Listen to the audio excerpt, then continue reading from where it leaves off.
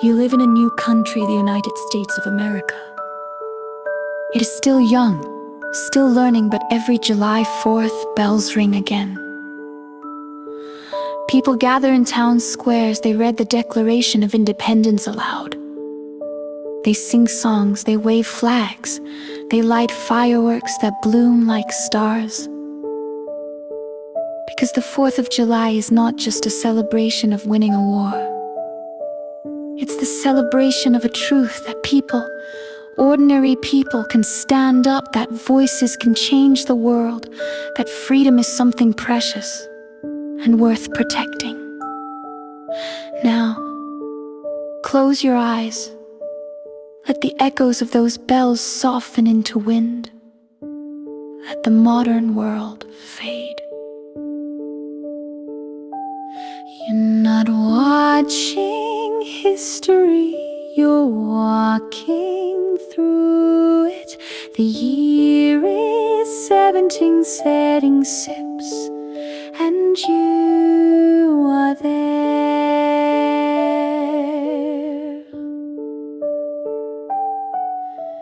You live in one of the 13 American colonies. There are no phones, no televisions, no electric lights, just horses on dusty roads, candles glowing in windows, and whispers moving through the streets. The land is ruled by a faraway king, George III of Great Britain, who sits across the Atlantic Ocean on a throne you've never seen. But his rules are everywhere.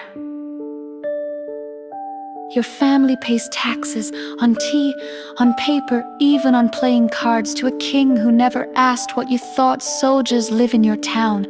British ships block your ports. Laws are passed in London, and no one here gets a say. You are a British subject, but that word, subject, is starting to feel too heavy. One spring morning, a rider bursts into your town, waving a leaflet above his head. Unfair, he cries, no taxation without representation.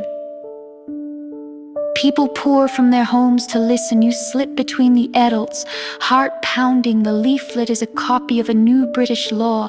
Another tax. The crowd grows tense. Voices rise and someone shouts, "It's time we decide our own future."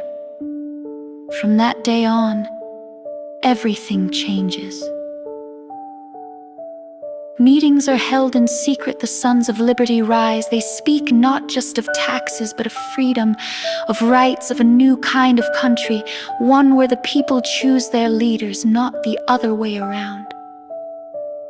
And then in April 1775, the first shots are fired in Lexington and Concord. Redcoats march to seize weapons.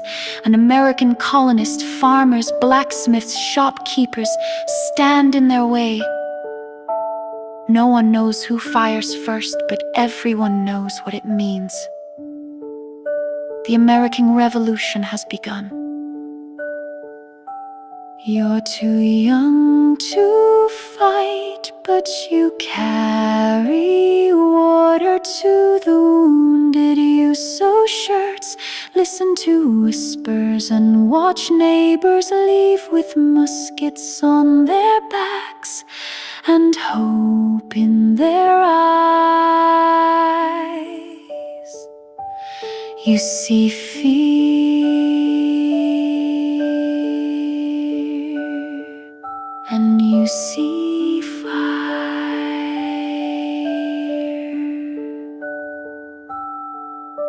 Meanwhile, in Philadelphia, delegates from each colony gather at Independence Hall to answer one question.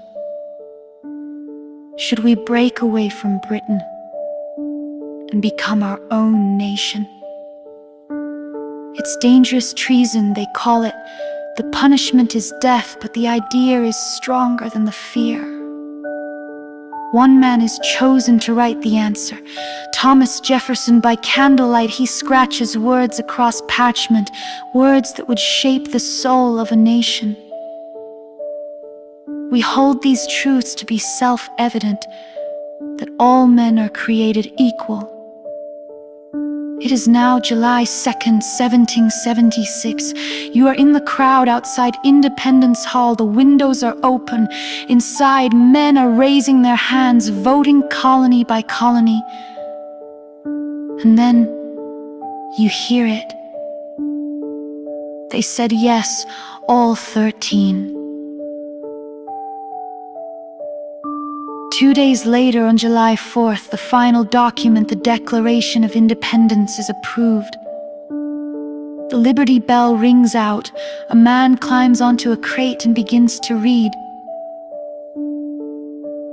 that these united colonies are and of right ought to be free and independent states.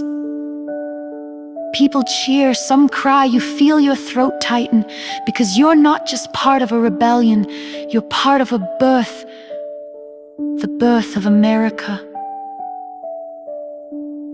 But freedom isn't something you declare once, it's something you have to fight for. The war continues. For years you hear cannons in the distance, you walk past burned out barns, you see friends go off to fight and not return. It is hard, it is long, but the belief never fades. Under George Washington, the Continental Army endures the snow at Valley Forge. They cross icy rivers, they rally under ragged flags, they hold on.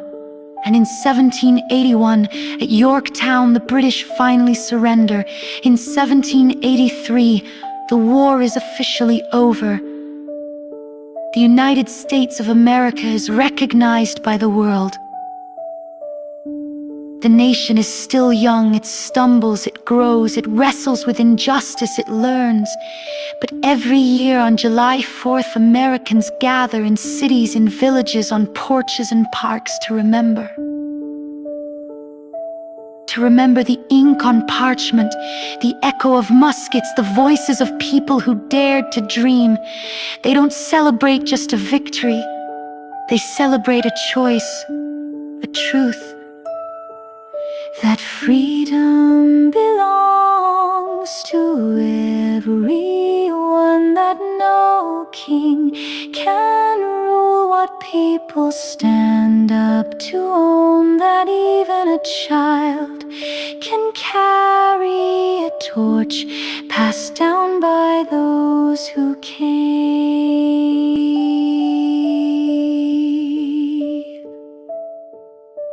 before.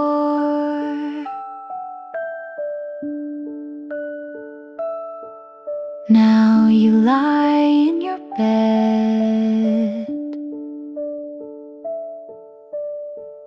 Maybe outside your window you hear a pop, then another as fireworks bloom in the night. Maybe your heart beats a little faster because now you understand you were never just watching history, you were part of it. You come from the brave, from those who stood, who signed, who believed. You carry their fire, and tonight that fire glows in the sky and in your chest. So sleep now, American dreamer.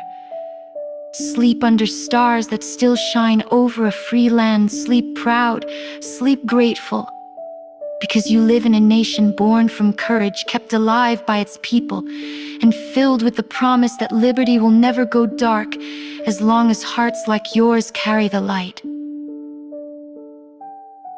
Good night.